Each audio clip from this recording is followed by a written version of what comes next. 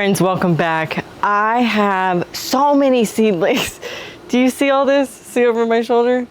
Look at all those seedlings. Like, I have too many seedlings. And honestly, like, the more are piling up, I think there's 1, 2, 3, there's 4 trays of seedlings. 4 trays. That's like, I don't even know how many plants this is. Anyway, it's a lot of plants, and all I keep thinking is that any day we're gonna get like a storm come through, and I'm gonna have to deal with all these seedlings. Like a hurricane comes through, all these guys gotta move inside or move in the shed, and too much. Let's get them out into the garden. That's where they belong. So let's start with some of the greens that can handle the heat. I've got some mustard, because I am fresh out of mustard seed. And I know that's a really weird reason to grow mustard, but I grow mustard for mustard seed. I also grow it for its greens. It's a good one to mix in on salads. And then over here, I've got some broccoli, cauliflower, kale, cabbage. And then here's all my little seedlings. I got these from Grow Haas, or Haas, if you want to call them, growhaas.com. They were doing a thing where they gave brassica plugs, and I wasn't ready to plant them yet, so I kind of just chucked them in a big strawberry container. So these guys need to go out too, but I think we're going to put those down in that bed. I kind of want this one to be like the big greens bed, so I'm thinking like kale, mustard, collards. Yeah, we're going to go with that, because those need like a full solid 12 feet or 12 inches. I think the mustard that I grow is called Florida broadleaf mustard, I think. I don't need to prep the bed in any way, because this was the bed where I put the blood meal down a few videos ago. This is also the bed where we grew our sun hemp. So it's got all the nutrition that these guys need. All I need to do is just get some of these weeds out and kind of push down some of the sun hemp that keeps trying to want to grow back. Now, typically this time of year, I would put a collar around these, but I'm feeling adventurous, which means that I'm not going to do it. I'm going to see how they do. These guys are pretty big. Now, if it was the smaller ones like these, I'm definitely going to put collars around those. But these guys are pretty big, and I don't think that the worms that I have, these are, what kind of worms are they? Army worms. I don't think that those guys are going to go after something this big. They usually go after the smaller seedlings. So I want this to have a full solid 12 inches. And I think that'll be good. They're getting chewed up over there by my patio there. Something has gotten in there and started chewing up. I mean, my poor, look at this thing, the Chai-Jimmy-Sai. That thing is all tore up.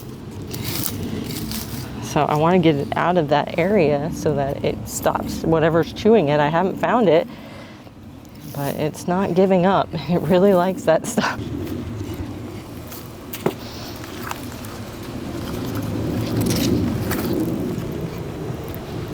All right, there's one right there, one right here. I'm just gonna put the little label. And we're gonna do, I think I have space for 2. I'm gonna give them lots of room. And from here, I think we're just gonna take the kale and the collards, and there's only 2 of them, so I'm gonna kind of put them, kale and collards gets pretty big. So we're just gonna do 2 spots, like right here. And this is the Georgia Southern collards. Does great. If you're into collards, this thing will grow, and it will grow through the summer, actually. It will stay alive. The other one I'm growing, it's called what is this? It's the White Russian kale, which I typically don't grow Russian varieties because it's not really our climate here. Supports Russian varieties, but I don't know. I've been growing the Red Russian, and that one's pretty common for down here. And I don't particularly enjoy the Red Russian. I don't particularly love lacinato kale. I really love prism kale, but you can't buy it from seed. You can only buy it from a plant. I gotta figure that out one of these days. And I can't get it to live through the summer. So we're gonna try the White Russian kale in hopes that I might like it just as much as that prism kale. We're gonna see. All right, so there's that. And then this is our, oh, look at all them roots. And this is our Georgia Southern collards. Pretty sure I only did one because these plants produce enough. You don't need more than one. All right, and let's cross our fingers and hope that the bugs do not bother them. Let's move down a few beds. This is going to be our beds for our Brussels sprouts and our broccoli. We have 1, 2, 3 broccolis, 1 cauliflower, some cabbage. Oh, you know what else needs to go in this bed? Some squash. I know that's a weird combination. We'll put these guys in and then we'll go grab the squash.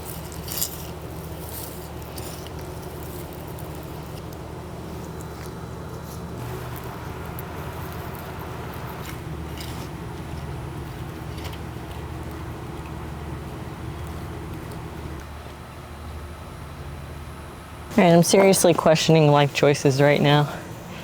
This is 40 plants right here, right? 4, 1, 2, 3. Okay, not 40, 32. Oh, I wish that was a good argument. Okay, so the cucumbers are gonna try growing those up the palm tree. So I can take the cucumbers out. But let's seriously talk about my life choices here, all right? Because this is like, who grows this much squash? Like, I don't have that big of a garden. Okay, this one, I gotta go get the toilet paper rolls. Okay, all right, not all of them took. Wow, that one died already. We got 1 acorn squash. We got 2 scalloped. Angel hair is a trellising kind. The Junja goes over there. The Trevoli goes over there. All right. Oh man, I don't even know what gray zucchini is. I don't know what gray zucchini is. All right, we're gonna try to fit as many from this batch in this half bed. And then these other guys, the Trevoli goes in bed 3, this goes in bed 1. Let me go put them in their spot. We're gonna plant these. There's 3, so these need quite a bit of space. I like to give them, this is probably what we're gonna do right here. I'm gonna have to give up some gray zucchinis. I don't even know what a gray zucchini is. This one's got flowers coming on already. Okay. Well, how about that? All right, we're gonna fit 4. Let me go get some toilet paper rolls. If you wanna go with organic gardening, you gotta start saving your toilet paper rolls because these things are a godsend when it comes to becoming a barrier for things like snails, slugs, the army worms that love to eat every new little plant that comes into my garden. You guys gotta see this. I cannot believe. Here, I'm gonna pull this out so I can show it to you. This one's a better example. I'm trying to be careful because these guys hate being transplanted, so I'm trying not to mess with it too much, but do you see that right there? Those are all babies. Those are all male flowers coming in. I clearly waited too long to plant these, but that's okay. We're gonna bury them a little bit deeper and then I'm gonna figure out how I'm gonna get this toilet paper roll on it. All right, so I'm gonna squish. I don't know if this is the best idea I ever came up with. I'm gonna pinch off this leaf and that's how it's done. And hopefully that's gonna keep them off. I'm gonna save a couple of these in case these first 2 don't work out. I like to do that this time of year. I'm always growing like twice as much. Maybe that's what I was thinking when I planted all these ridiculous amount of squashes. We're gonna try to squish these through without breaking the stem. There we go.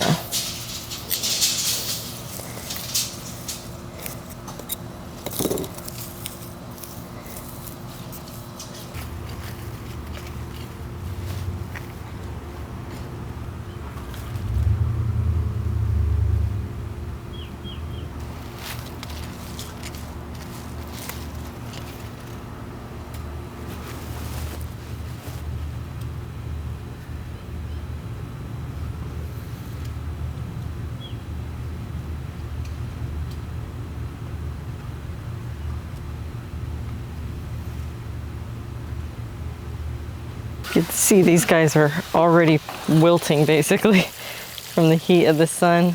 Believe it or not, it's kind of later in the day and it's super cloudy, so I thought today would be a good day to do this, but it's still pretty hot. But they have all night tonight to get acclimated, and hopefully they'll be feeling a little better by tomorrow. But everybody's all wilty. It's only been a few minutes. Drama queens. Place for this. These guys will go back in the patio. Every time it's transplant day, I always find myself wandering around the garden like a crazy person because I can never know or remember where I put one thing or another. Oh, that scared me. All right, there's 3 of these. Let's do the corners actually, and then one in the center. That gives me more room for onions over there. I feel like I'm gonna regret this later. And I say that, I should probably explain why I say that. I say that I might regret it later because I feel like it's just not enough space for them to kind of crawl. They're gonna end up like crawling out of the beds. But, oh well, if they do. They'll crawl outside the bed, no big deal. Okay, these are all Trevoli squash. If you've never grown Trevoli, it is a hybrid. Oop, that might not have gone very well. It's a hybrid spaghetti squash. It's one of the few that I have grown that does really, really well. Oop. It is a bush style, so it's not vining. A lot of these that I'm putting in today are bush styles. And I like that for this time of year. All right, let's stick that there. Dump off some of the extra. Let's go get our water bottle. Forgot our toilet paper rolls. Man, these leaves are bigger. These are never gonna fit through here. Okay, let me show you another way of doing it. Okay, here's the other way of doing it. Get you some scissors and cut the roll and then wrap around. And it should hold its shape pretty well. All right, and if you haven't noticed yet, a lot of these that I'm putting in have 2 stems. Like that one has 2 stems. And that's not recommended to grow 2 that close together. I'm not actually gonna grow 2 close together. What I'm gonna do is I'm gonna let them get settled and see who does the best. Usually I might lose one, and if I lose one, then, you know, no worries, the other one's there. It's just kind of how I make sure that I at least have 1 plant per section. And once they settle in, maybe in about 2 weeks, I'll pick my favorite. Thinning plants used to be such a terrible ordeal for me. And then once you do it a few times, you realize how ruthless you are. Now I'm just like, you're done, you're out of here. Whichever one looks like it's taking on more slowly. I'm pretty ruthless now when it comes to thinning.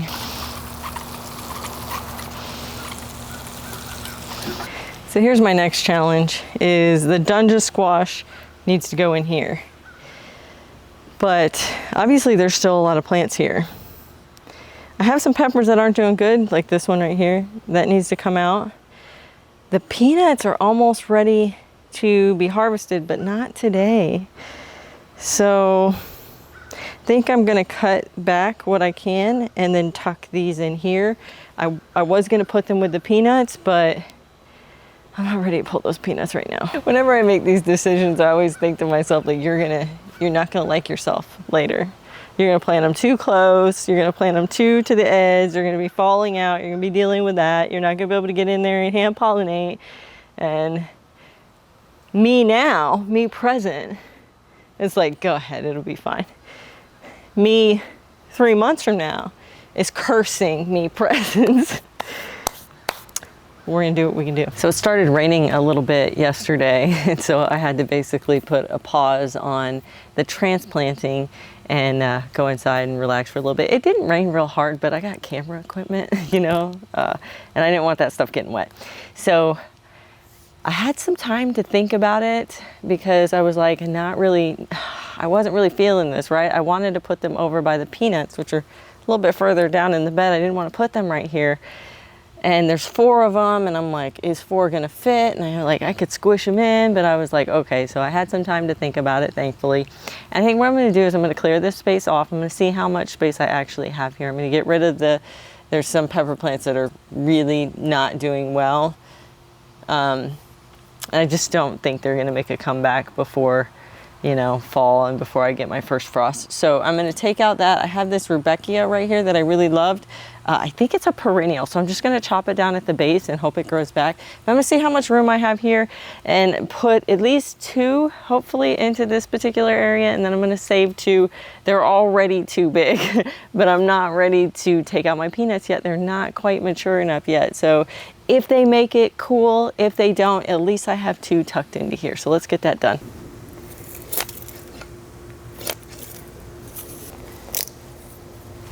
It could have possibly recovered, but I'm not going to chance it. I'm just going to get rid of it. What happened to my root system?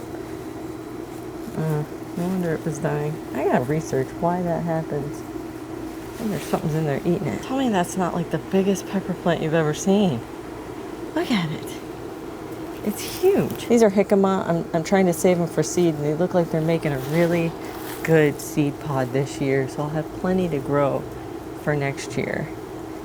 But you can see I didn't clear out as much space as I had hoped. But I think where that little weed is right there, I'm going to tuck one right there, and I think I'm going to tuck one right here, and that should be good.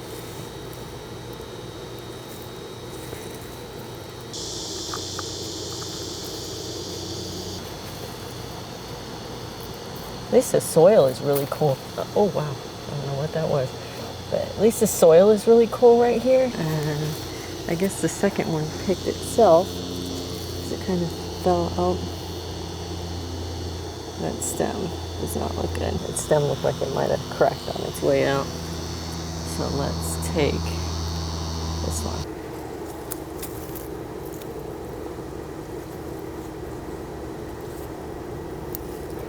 Water them in, and then we're gonna grab some of our toilet paper rolls. And I should have done this before I buried it, but I'm all backwards today. So, oh, the ground's wet, so that's helpful.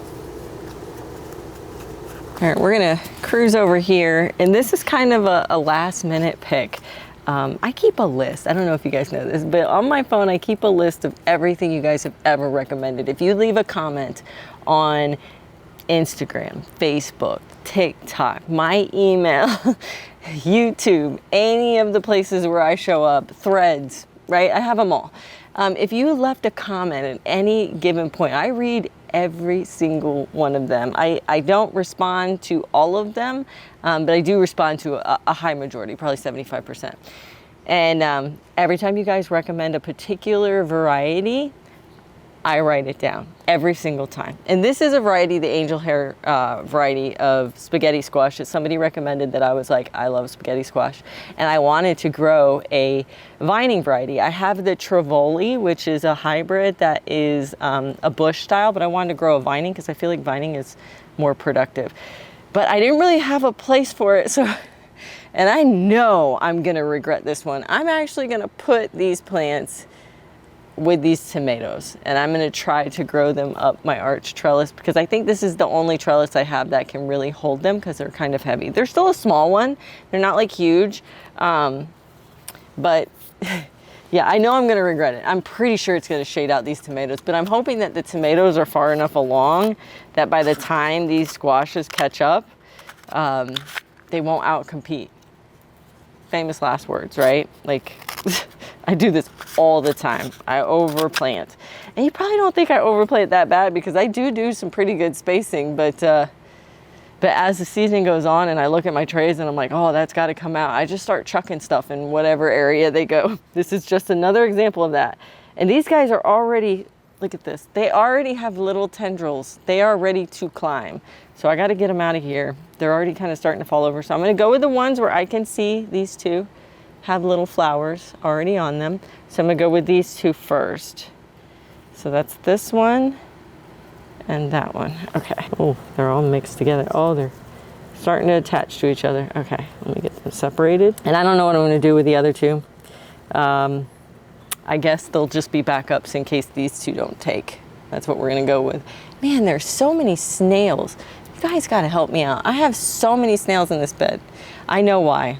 Never mind, I know why. I put down, so this is the bed. I'm sorry, I'm jumping all over the place. My mind is in a million places right now. But this is the bed where I had squash growing and there were root knot nematodes. So I grew a cover crop of sun hemp. And then I cut it down and some of it's still trying to grow back. So I keep trying to break those off. But I also took my marigolds from other beds because marigolds break down and it helps with root knot nematodes as well. And I put down crab meal. I did all the things. But I'm like, why are there so many snails in this bed? And it's because they're chewing up all this decomposed matter that's happening here. Let me show you how many. Can you see them all? Once you see them, you can't not see them. They're everywhere. They're everywhere. They're on the cages, the tomato cages. I'm just hoping that they stay off the live green plants. There's a lot of them. And hopefully they just stay on the material that they need to break down and stay off my tomato plants. That's the goal. Let's get these in. This is the proper way that I'm supposed to do this. Okay, there we go.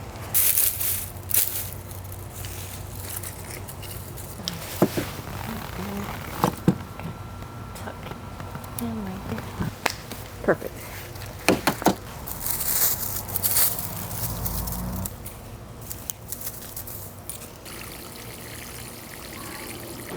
So here's all of our extras, and they look horrible. But, you know, they got tossed around a lot yesterday and today, so we're just gonna put them in the shade. We're gonna give them a little water. And these are our backups. Honestly, I don't have any more room to grow any more squashes. But you know, when I start seeds, I think I've told you this before, guys. When I start seeds in fall, I always try to start more than what I need. And by more, kind of if you're on the new gardener side, I'd start 3 times as many. But where I'm at right now, I usually start twice as many. And sometimes I'll start, you know, multiples per seed just to make sure I get a sprout. I'm really looking to have double the amount of plants that I need. And I know that that's probably crazy to some people because I'm going to be tossing these or giving them away. But, you know, seeds are pretty cheap. And especially they're even more cheaper when you save your own seeds. A lot of these, not a lot, I'd say half of these are hybrids, the other halves are not. So I can save the seed from half of them, like the table acorn, I can definitely save the seed. The angel hair, I can save the seed. The Trevoli, not so much. The Dunja, not so much. Those are all hybrids. But seed is cheap. So because seed is cheap, and I want to make sure I get a good harvest, I want to be able to have multiple plants to pick from, picking the most healthy. And as I move them from the, you know, the seedling stage to the transplant stage to out in the garden, if any of them fails, having backups means that I don't lose the entire season. They were all started at the same time. They're all the same age. Now, they don't like being in these trays. That's why they are looking like this. They are unhappy that they're this big and in trays. So hopefully everything in the garden takes, and these guys will they'll move on to the next stage of their life. All right, what do we got left? Oh, okay, we have some dill, we have some borage, we have some sweet listen, some seeds, some flowers. And then I have all of the seedlings that I got from Haas. Let me grab them. That's these guys. It is collards, cabbage, cauliflower, and broccoli. And I was really stoked about these because I have never found a company that will send you seedlings. And I know I have a lot of folks that follow me that are more seedling growers at this stage. They're not seed starters yet. Perfectly fine. I think that's a great way to start when you're a new gardener. Starting from seed is like a whole nother level of complexity. So starting from seedlings is great, but in my area, there's not like a whole lot of places to get a lot of varieties, right? So you got the big box stores and you got a couple local nurseries, but being able to find some varieties that are meant for hot climates is rare. So Haas, I think, is in Georgia, and they specialize in hot weather stuff, right? So they're growing two things that I absolutely love, right? So this first one is a green magic broccoli. I grew that in my garden last year to try to find a good competition for Arcadia, and this is it. Arcadia is a little hard to find now, so green magic's where it's at. Then they have the Georgia Southern collard greens, staple crop here in the South. If you like collard greens, that's the variety you want to grow. Now the other two, I've never grown stonehead cabbage, so I'm really excited to try that. I usually grow Wakefield cabbage. They don't get super big, so maybe the stonehead will get bigger. I'm excited about that. And then twister cauliflower. I usually grow clementine or snowball. Those are the two that I grow for hot climate, but I've never grown twister.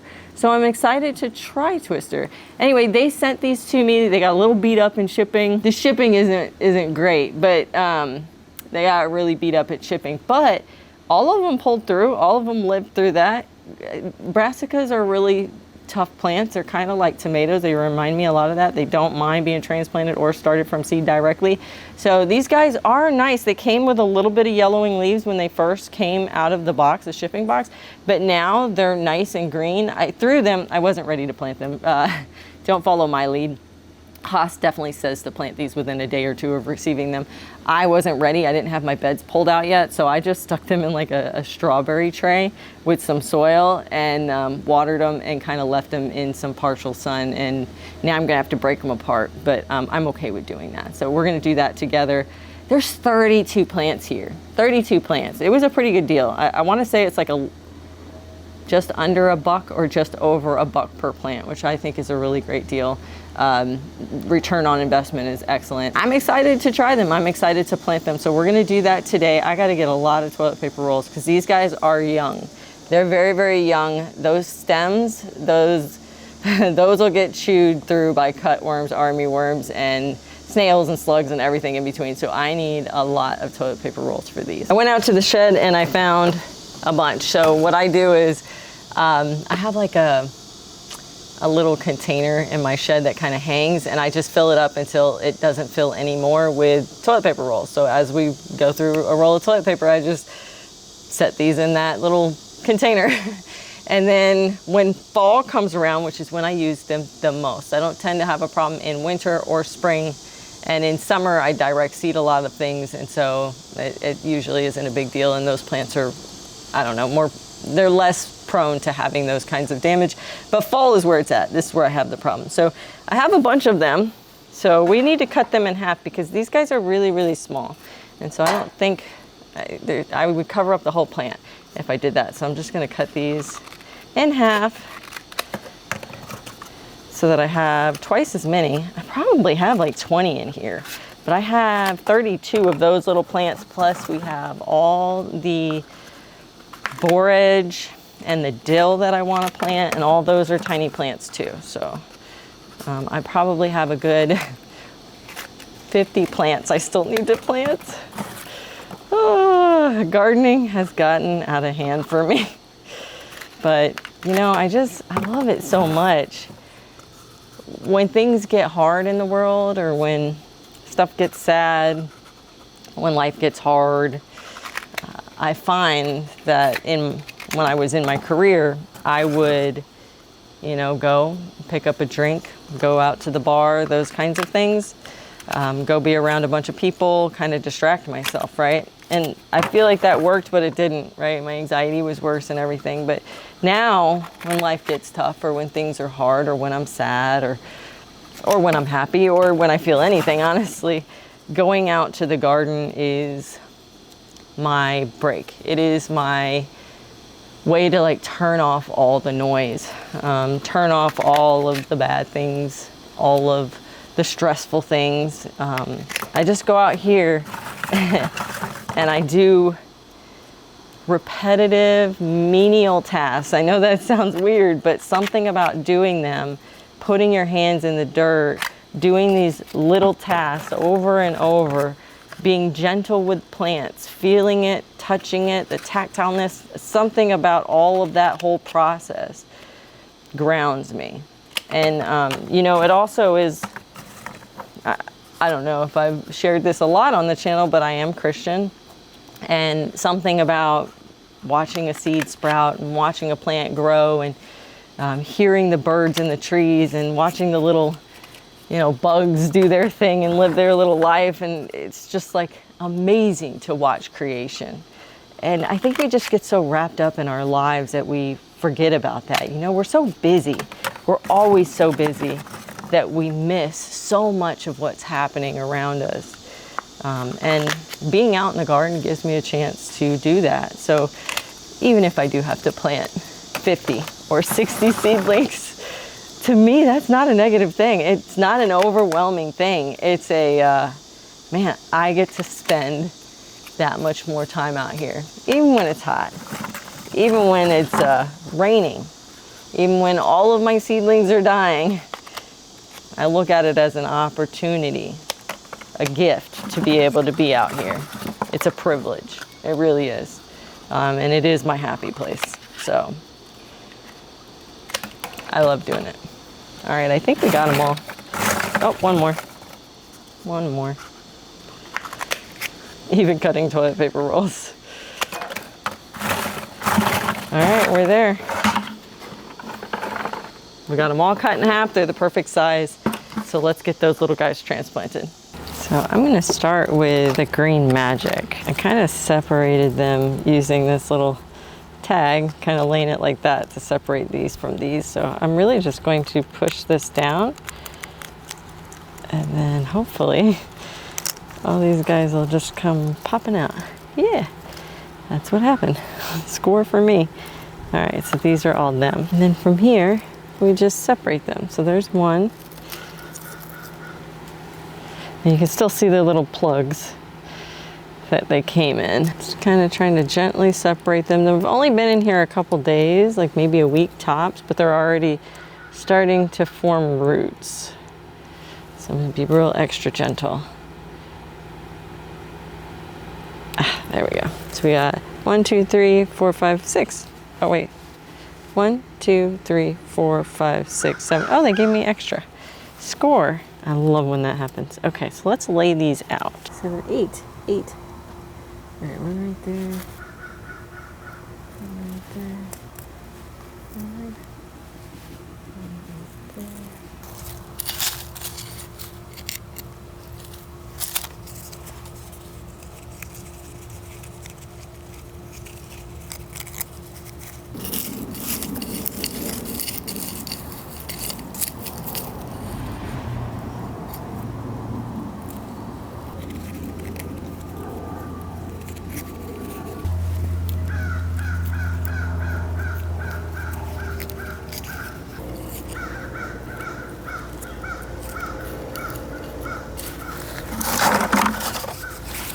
So I planned on doing the dill, this is mammoth dill, and the flowers today, but honestly, it's not too bad hot-wise, but it's hot enough that I'm like, okay, that was a lot. I transplanted a lot. I mean, all the beds except for the garlic and the onion beds have something in them. So I feel really, really accomplished.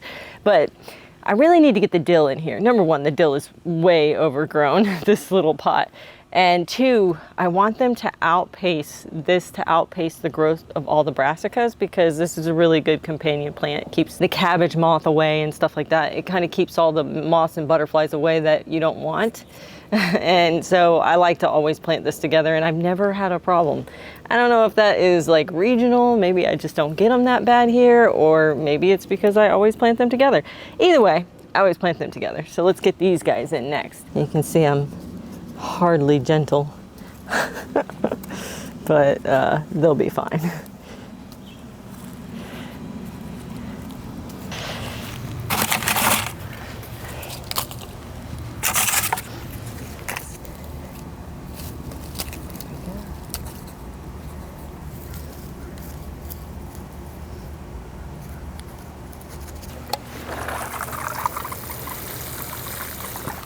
If you're new to growing in Florida, this is the best time of year for us. That is why I'm putting in so much, especially these traditional vegetables like broccoli and cabbage and squash and tomatoes and all the things, right? This is our best time of year. And if you've been struggling with growing in Florida, You might want to try out my book, Homegrown Florida Gardening Guide. It is an ebook, an electronic book, 30 chapters with 30 different vegetables on everything you ever want to know about how to grow them here in Florida.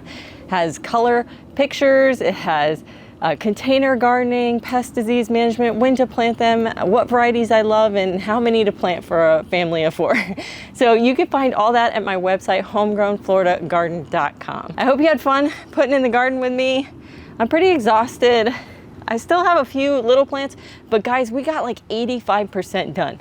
I am happy with that. We only have a few things left to seed, like direct seed, like I've got peas to do, we've got garlic to do, we've got onions to do. We still have a lot, and then all this succession planting. So eventually the tomatoes and the squash are gonna come out of my garden because I get cold temperatures here, and I'm gonna have more room, and I'm just gonna blanket it in broccoli, cauliflower, greens, and lettuce. We haven't done lettuce yet, we haven't done radishes or turnips. We have so much more to do, so make sure to hit that subscribe button below and follow along. Happy gardening, guys.